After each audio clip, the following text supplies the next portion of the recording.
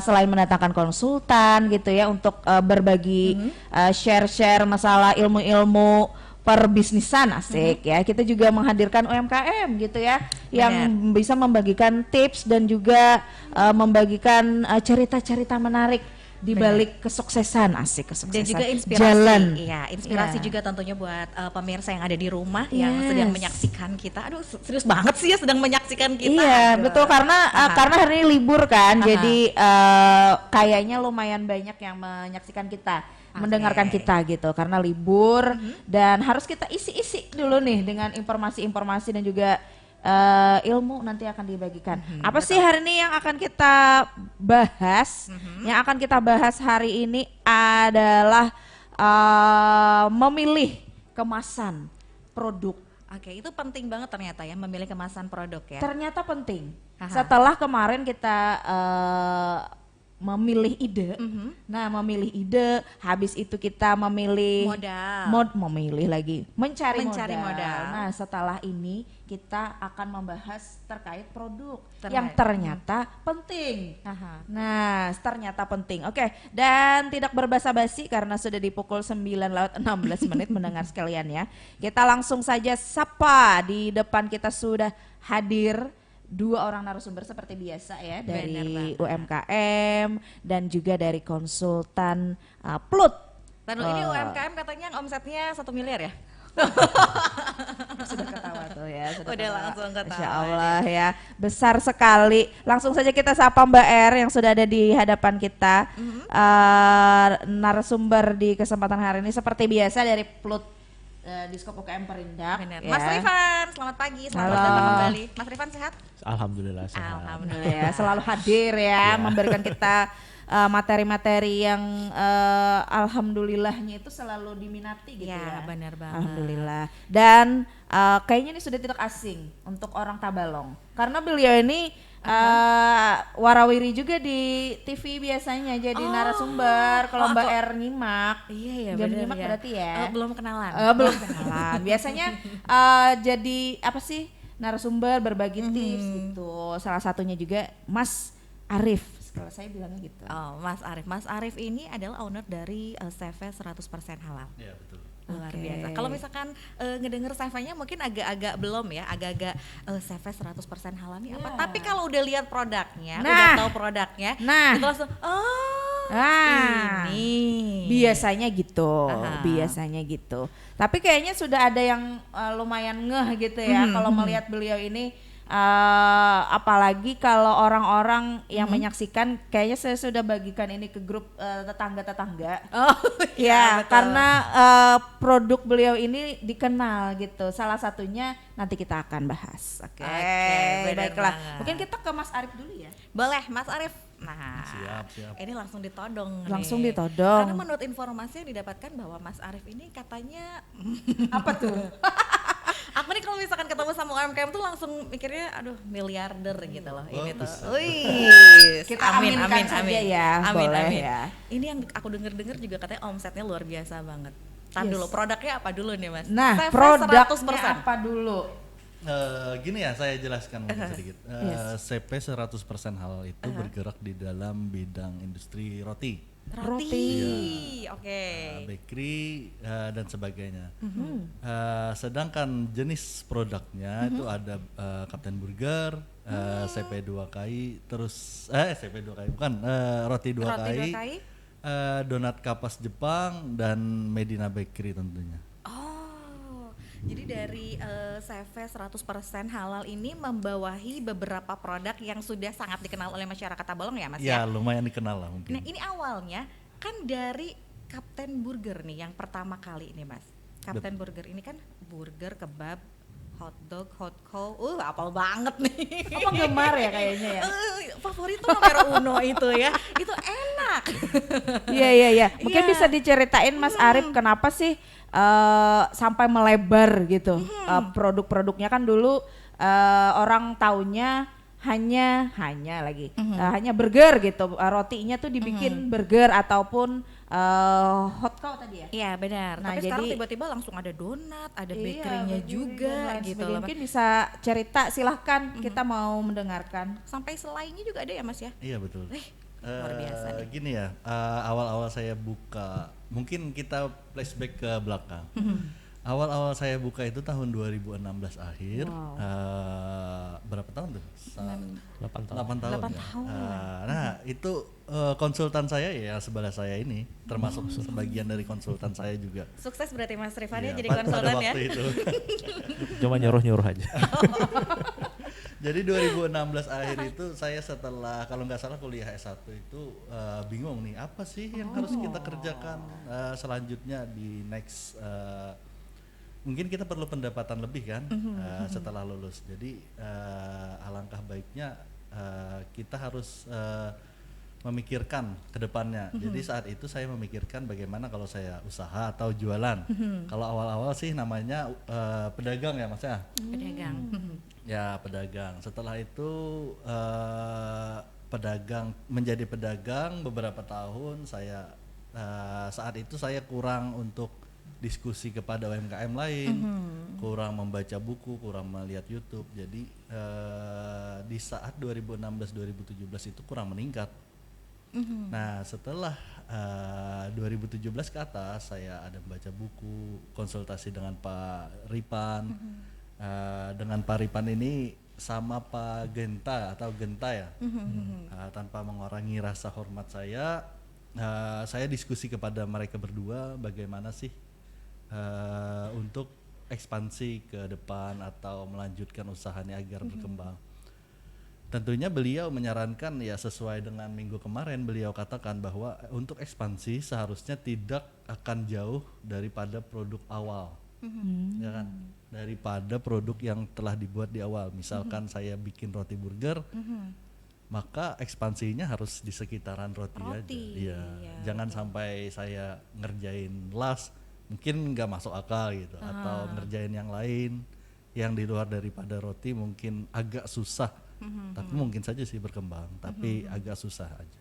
Oke, jadi dari roti terpikir, tapi dari awal memang Kapten Burger ini sudah memproduksi roti sendiri ya? Iya betul. Roti sendiri untuk burgernya sendiri, lalu berkembanglah ya setelah mendapat bisikan maut dari Mas Rifan ya. Bisikan maut, iya. Tapi itu membangun bisikannya. Ini sempat ya Mas Rifan yang minggu kemarin juga kita obrolin ya, ketika seorang pengusaha setelah berusaha itu harus timbul inovasi. Nah ini kayaknya cocok sama yang kemarin ya.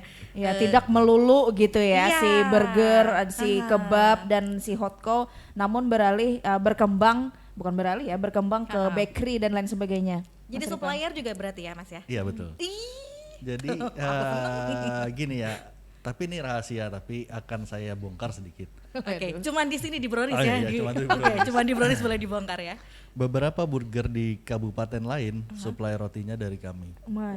Dengan dengan produk yang sama atau mereka bikin sendiri? Dengan mereka bikin sendiri. Mereka meng-create sendiri dengan bahan komposisi yang mereka inginkan. Oke. Misalkan gini, misalkan mereka datang ke kantor kami kan di Belimbing Raya, dekat sama rumah Mbak Rina. Iya, saya tiap hari lewat soalnya. Mereka akan membawa produk mereka, mereka akan diskusi, oh ini gimana sih cara bikin agar produk saya enak, misalnya burger kan, apakah rotinya harus dibikin agak keras atau agak padat? Bisa sesuai request seperti iya, itu, bisa, Mas? bisa. Tentunya dengan harga yang bisa mungkin, dibicarakan ya. mungkin sedikit ekonomis buat mereka. Oke, jadi sesama pelaku usaha ini bisa saling sharing ya. Benar, ini yang menarik banget loh, Mas. Tidak merasa nanti takut tersaingi mungkin? Nah, gini ya, kalau menurut saya usaha tuh harus saling join saat ini, harus kolaborasi. Kemarin pun di Expo, mungkin nanti Pak Aripan yang akan jelaskan. Di Expo kemarin kami sesama burger kolaborasi loh. Oh iya. itu kurang kopi nih. Iya, benar ya Mas ya. Apa Jadi, tuh? dengan brand lain jual burger, kami akan jual kebabnya, tapi dia akan jual yang menengah ke atas gitu. Pokoknya salah satu akan menjual yang menengah ke bawah, salah satu akan menengah ke atas. Range pasarnya. Simbiosis mutualisme. Iya betul. Oke. Mas Rifan, apakah ini salah satu strategi marketing dari para pengusaha UMKM untuk menaikkan mutu atau brandingnya? Silakan. Nah jadi kalau zaman dulu kompetitor itu kayaknya apa ya, akan merusak citranya kita, gitu. Saling menjatuhkan betul. gitu ya Mas ya. Padahal sekarang kompetitor itu malah jadi peluang mengedukasi pasar gitu loh. Jadi kalau kita kan, kalau Mas Arif mungkin ada keterbatasan budget marketing, misalkan dipaksa pasar ini. Kayak tadi misalkan kolaborasinya dengan brand yang menengah ke atas misalkan. Nah artinya tinggal dikolaborasikan aja untuk mengedukasi pasar, ada brand burger seperti ini kayak gitu. Apalagi kalau produknya baru ya dan pasarnya perlu edukasi, sebetulnya kompetitor itu membantu mengedukasi pasar sebetulnya. Selama permintaannya masih normal ya.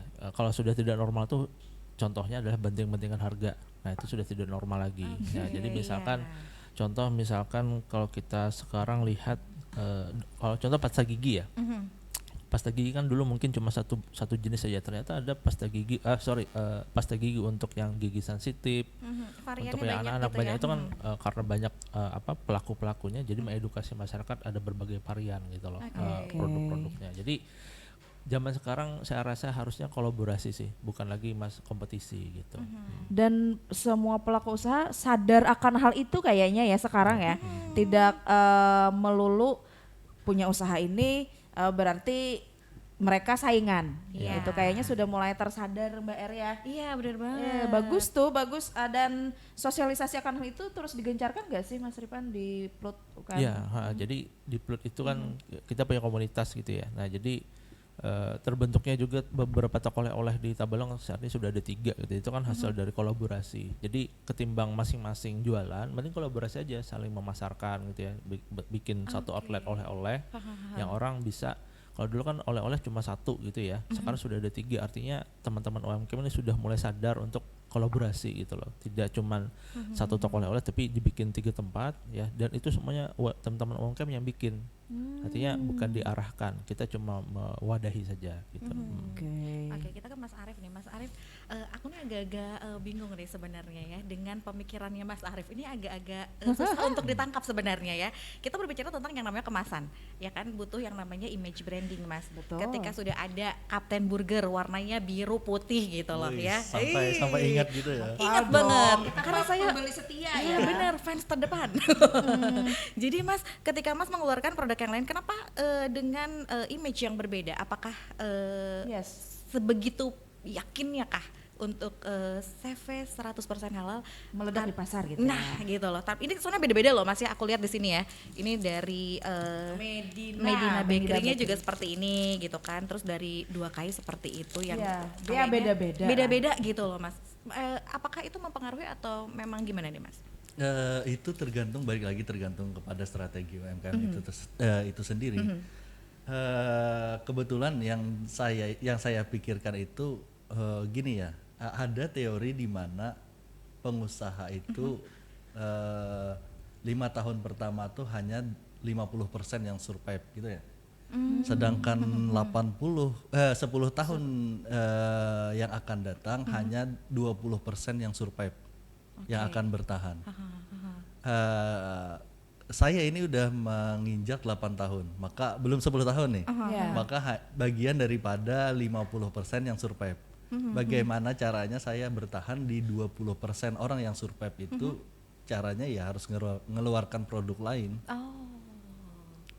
Misalkan kalau saya harus roti 2 kai saja gitu, yang satu produk aja kan, saya nggak tahu nih ke depan potensi produk nih apakah akan berkembang atau stagnan.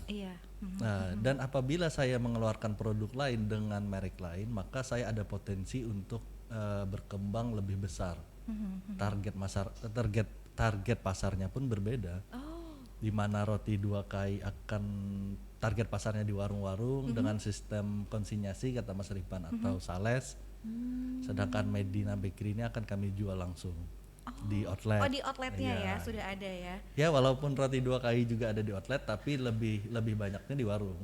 Mbak Rina ini 8 tahun loh, tapi otak bisnisnya udah luar biasa banget. Iya, saya karena gini ya, karena dari awal kan si burger gitu kan yang diperkenalkan ke masyarakat gitu, tiba-tiba beberapa tahun kemudian Mas Arif mengeluarkan bakery gitu. Iya. Jadi agak gitu. Apakah ini sangat berani gitu karena si Kapten Burger pun lumayan meledak gitu di Tabalong dan mengeluarkan walaupun tidak meninggalkan si Kapten sih ya, cuman ini lumayan berani. Dari harganya juga ya, kalau misalkan kita melihat kayaknya affordable banget gitu loh Mas. Iya, murah loh. Iya, enak lagi. Sebegitu beraninya kah Mas Arif gitu? Mas burgernya Mas.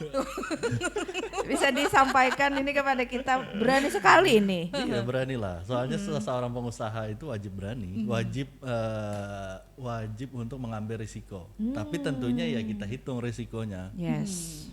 Misalnya berapa persen kegagalannya itu harus catatan di awal harus ada dulu. Berapa persen modal yang akan keluar seandainya itu gagal, berapa persen modal yang akan tergerus, itu semuanya harus ada. Sesuai kata konsultan juga seperti itu, saya mengerjakan apa yang kami sharing. Jadi produk itu akan terjual minimal nutup keuntungannya menutup dengan modal yang sudah kita keluarkan. Oke, menarik ya. Menarik Kayaknya banget. kita harus break sejenak dulu. Bener. Siapa tahu ada yang mau ambil minum, ambil makan ataupun mau beli. Jajan dulu Kapten Burger, Nah, jajan dulu boleh roti karena bakery buka gitu ya. ya. Buka ya Mas ya? Buka sore. Oh buka sore. Iya sayang sekali. Ya, mungkin roti-roti manjanya bisa dicek Boleh, ya boleh. di Belimbing. Langsung ke Oke Belimbing. baiklah pemirsa dan juga pendengar Radio Suara Tabalong, kita break dulu sejenak. Anda silahkan untuk istirahat lagi kata-katanya. Untuk Menghela nafas sejenak. Menghela ya. nafas Karena sejenak. akan semakin deg-degan kita nih untuk di segmen selanjutnya. Ya mungkin kita akan ya. lebih memperdalam sepenting itukah si branding si kemasan ini untuk si UMKM pikirkan selain ide dan memikirkan modal usaha. Bener, kita nanti bakalan dengerin juga komentar dari Mas Rifan ya Mas Rifan tentang seberapa penting sih kemasan dalam suatu produk. Oke, kita akan kembali, jangan kemana-mana, tetap di Brownies, obrolan bisnis. Brownies, UMKM mengudara, UMKM berdaya.